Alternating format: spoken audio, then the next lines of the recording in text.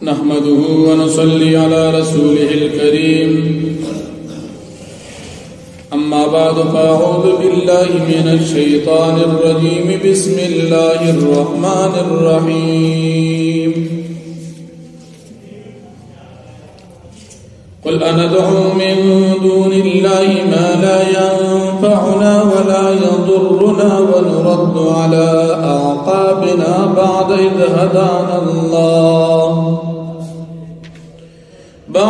هدانا الله كالذي استهوته الشياطين في الأرض حيران له أصحاب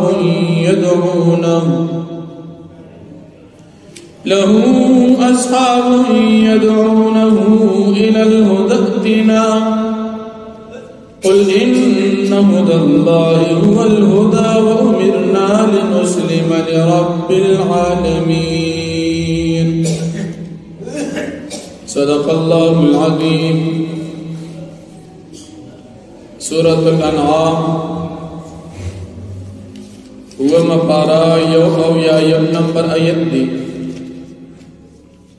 د دې رکوع د مخکې رکوع سره ربط او مناسبت دا دی. په مخکې رکوع کې تردید د شرک ذکر شو، اوس په دې رکوع کې هم تردید د شرک ذکر کیږي.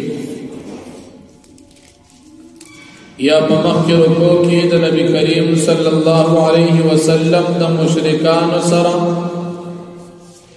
د الله پاک په توحید باندې مناظره ذکر شو. اوس په دې رکوع کې د نبی کریم صلی الله علیه وسلم د مشرکانو سره په توحید د الله پاک باندې مناظره بیا ذکر کیږي.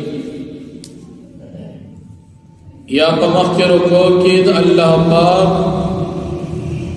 د توحید دلائل عقلیه بیان شو. اوس په دې رکوع کې هم د الله پاک د توحید دلائل عقلیه ذکر کیږي. مشرکان کافران د الله رب العالمین سره شریکان جوړي او بوتان د الله پاک سره یو شان خدایان ګڼي او د بوتانو عبادت کوي. د هغې د فیدې عقیده لري او د بوتانو د عبادت د پرېښودو د نقصان عقیده لري. نو الله رب العالمین نبی کریم صلی الله علیه وسلم ته فرمایي چې دې خلق ته اوایا چې تاسو د کوم خدایانو عبادت کوئ د دې په عبادت کې پیدا نشته او تاسو د دې بتان عبادت کې پرېږدئ نو په دې پرېښودو کې نقصان نشته. ځکه د مشرکانو عقیده د عبادت د پیدې او د عبادت د پرېښودو د نقصان و. نو الله پاک فرمایي چې د دې پیدا نشته او په عبادت پرېښودو کې نقصان نشته، ځکه دا بتان په خپل باندې بې جان دي. دا خود هیڅ اختیار او قدرت او جن نه لري. دې کې پیدا د کومې ده چې تاسو ته پیدا درکړي او دې تاسو ته هیڅ قسم ضرر نشي در رسولی، ځکه د پیدې او د ضرر قدرت د یو الله پاک سره ده. نو که تاسو د الله پاک سره شریکان جوړوئ نو په دې عقیده کې تاسو په ناپوهۍ کې پراته او یو سړی چې هغه د الله رب العالمین دین اسلام و تخکار شو د نبی کریم صلی الله علیه وسلم نبوت او رسالت و تخ ظاهر شو او د هغې باوجود دی د بتانو عبادت کوي او شرک کوي. نو د دې سړي مثال داسې دی لکه یو سړی دی په ځنګل کې تینا ملګري روک شو، لار کې غلطه شو، ناګهانه ورته ملګري راغلل. ملګري ورته وایي موږ پسې راځه، موږ به تا ته لار وښایو، مقصد ته به ورسېږي. او دې کس پسې شیطان هم راشي، شیطان ورتوی ما پس رازا مقصد تب ورسیگی نو دی پدی منس کی حیران پاتیش دا شیطان امنم او کدا دی ملگر امنم چه زما سم ملگری دا مثال دا کافر دی نبی کریم صلی اللہ علیہ وسلم دا تخر رہنمائی کی چه دی خوارازا جنت تا بلال شو او دا نبی علیہ السلام پا مقابل شیطان ولار دی اغوطوی ما پس رازا زما مرگیتیا کوا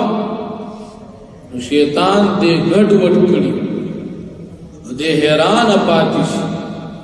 اغا کس چه دا ملگری او دا پار مفید وی داغ خبر دی انمانی نو دی حلاک شو نبی کریم صلی اللہ علیہ وسلم دیتا دا جنت لا رخیق چه خبر انمانی دی حلاک شی جہنم تلار شی او بلدا کافر چه حیران دی نبی علیہ السلام خبر انمانلا او دی شیطان امانلا نو دی کافر خیال داد چه رہنمائی ماتا دا شیطان کئی حالانکہ رہنمائی صرف دا اللہ پاک سر ہدایت صرف دا اللہ سر او دا اللہ رب العالمین دا دین اسلام نا علاوہ دا نور ٹول لار غلط دی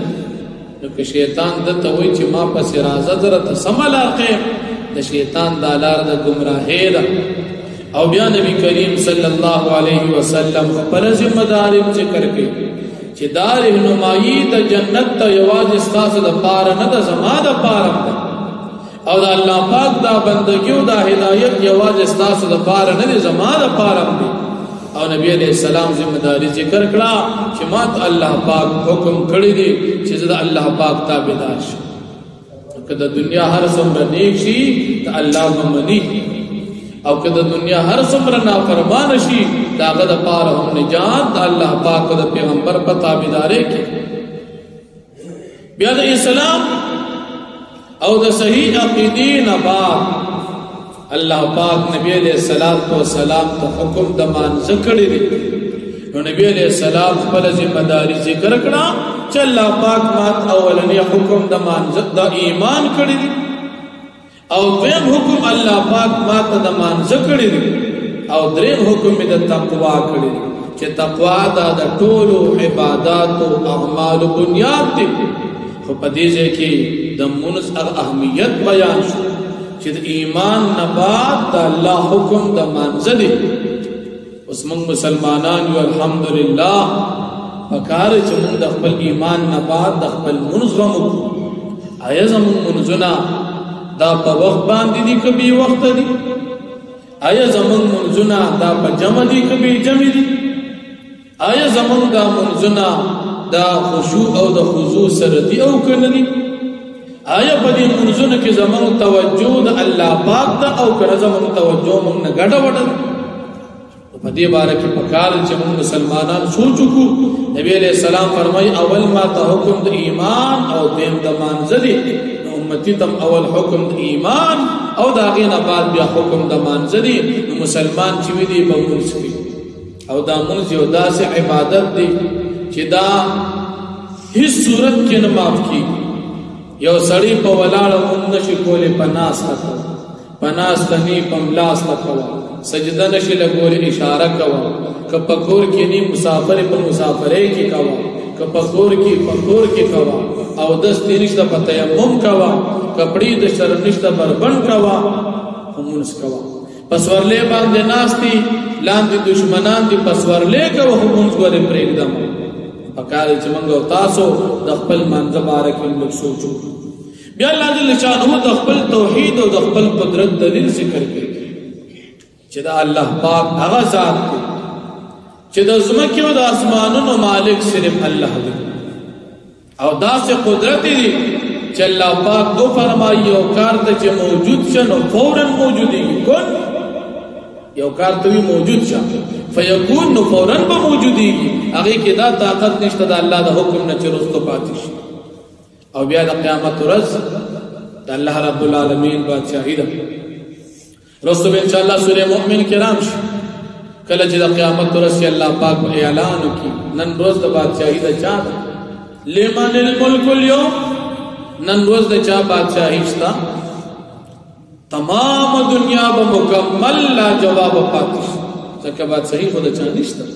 دا خو دنیا د چیر سړی د خپل ملک بادشاہ خو د دنیا بادشاہی په سترګو سره ختم شو سترګې پټې شي بادشاہی ختم دنیا کې څومره بادشاہان دا به ټول خاموش ولاړ کاغا هر قسم بادشاہ دی مسلمان دی غیر مسلمان دی نیک دی او غیر نیک دی چې هر څنګه دې په جواب نشي کولی ځکه بادشاہي خو نشته الله پاک بخپل جواب وکي چې بادشاہي نه صرف زماره پاره او بیا الله رب العالمین علم څومره کله مخلوق د نظر نه سپنا دی غیب او کله مخلوق په نظر کې سرازي شهاده په نظر راضی ښکارا د دې ټول علم یو الله ته او دا زموږ ایمان چې د غیب د پټو سيزونو او د ښکارا سيزونو د دې ټول علم د الله نه علاوه هیڅ سره نشته الله جل شانو فرمایي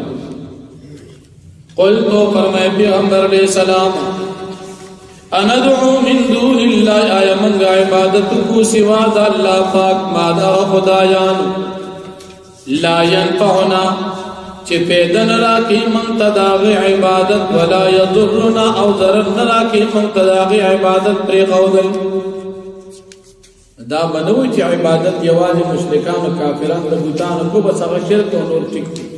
دا نن سبا چې مسلمانان د قبرون تر سجدي لګي دا عبادت دا ژوندو پیرانو ته چې په داخلو کې پراته او سونه پزمکي دا عبادت دا وتولي لګي خدا خیال چې دا پیر څخه ما کار کوي او دا قبر نه چې زه تاویږم او ثواب ته کوم په زما مراد پوره کوي دام شرک ته کوي مسلمانان دا نه یو چې د بوتان هغه غلط او زمونږ دا بټکی نه که مسلمان دی او زمونږ مسلمان پښتون رورم دی خو چې قبر ته سجده لګي نو ګوردا مسلمان نه یا ژوندۍ پیر چې ته سجدي لګي نو دا کار نه دی او دې کې پیدا نشته عبادت هر څومره وخت قبر کې اس پیدا پکې نشته او که عبادت د قبر نه کې اس نقصان پکې نشته عبادت د الله خاصه الله نه علاوه د چا عبادت نه کې او الحمدلله دا زمنګ د دعوت او تبلیغ د جماعت خصوصي مهنت چې مخلوق د بندګۍ نه خلق رو باسو د الله بندګۍ ته لګیا نو چې دی په جماعت ته سړی نه راځي راولي چرتا الله ته په سجده باندې ورځي د الله عبادت په شروع کی او دا د مسلمان مهنت دی نو فرمایي ونرد على اعقابنا او من واپس کول شو زمنګ پوندو باندې بعد هدان الله پس داغینا چلا پاک من ته ہدایت کړي دے اسلام کلذي پشان دا کس کافر مثال ورکړي چې کافر څنګه کس دي پشان دا کس استاوت او شیاطین چې گمراه کړي وی لیونی کړي وی دلر شیطان شیاطین او شیطانان پیریان فی الارض پزمکا د جنگل کې حیران دی متحیر او حیران وی د پتن لګی کم قالار شو له اصحاب د پارس ملګری وی يدعونه الى الهدى چې دیرا غواړي هدایت اسلام ته نه غلارتا د توي اتنا چې تم تراشا لیکن دی جواب نو ورکي د شیطان اومني نقصان وکړي قل تو فرمائے انہو داللہ بیشک ہدایت دا اللہ پاک دی هو الہدا چمدہ ہدایت دی چے اسلام دی او دا دین ما سوا ٹولا گمراہی دا وامرنا من تا حکم شوی دی لنسلم لرب العالمین چے من کرتا بدار چود رب العالمین وان اقیم الصلاة واتقوه دا حکم شی چے تاس و قائم کے منش واتقوا دا اللہ پاک نہ یری گئی هو الذی الیہ تحشرون او دا اللہ پاک غزاد جدی تبتا سو ټول جمع کول شی پورس د قیامت باندې وهو الذی دا اللہ پاک غزاد تی خلق السماوات والارض چې پیدا کړی دی اسمانونه او زمکی بالحق پاک باندې و یوم یادک اورز یقول چلا پاک کو فرمای کن موجود شا فیکن موجود بشی تمام مخلوقات قوله الحق بنا دا اللہ پاک رشتون دا وله الملک او دا اللہ دا پار بادشاہی دا یوم پاغورت باندی ینفق فی السور چی پکی بہوالی شی پشپیلے کے دویم پکی اسرافیل علیہ السلام پشپیلے ہوئی نپا غورت بادشاہی صرف دا اللہ دا عالم الغیب اللہ عالم دی پغیب باندی و شہادت و پخکار باندی وهو الحکیم اللہ پاک حکمت والا ذات دی الخبیر خبردار ذات دی واخذ دعوان الحمدللہ رب العالمین